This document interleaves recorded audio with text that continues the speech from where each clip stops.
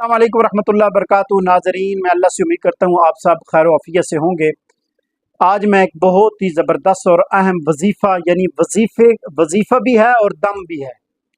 ये मैं उन मरीज़ लोगों के लिए लेकर आया हूँ जो गुर्दे की पत्थरी के मरीज़ हैं या पित्ते की पत्थरी के मरीज़ हैं।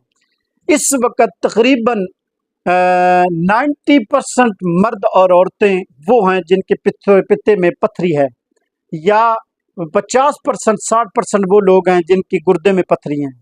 तो वो घबराएं नहीं, परेशान ना होएं, ऑपरेशन कराने की इंशाअल्लाह भी ज़रूरत नहीं पड़ेगी। आप अगर पूरे ईमान और यकीन के साथ सूरत यासीन की हर मुबीन पे सूरत बकरा की आयत नंबर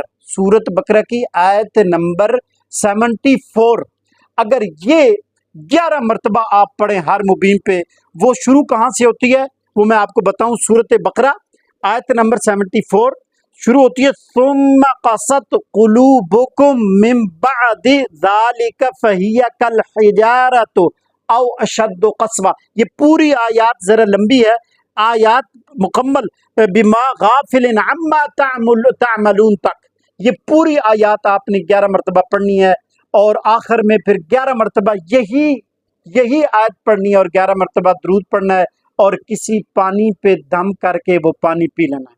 चाहे वो पानी मीठा है, जैसा भी है, सादा है, उस पानी के ऊपर आप दूध पीते हैं, चाय पीते हैं, उसके ऊपर आप दम करके वो पी जाएं। इंशाअल्लाह अज़ीज़ चंद ही दिनों में इंशाअल्लाह आपकी पित्ते की भी पत्थरी गायब हो जाएगी, निकल जाएगी, ख़त्म हो जाएगी, और गुर्दे की पत्थरी भी निकल जाएगी, गायब हो जाएगी इंशाअल्लाह अज़ीज़।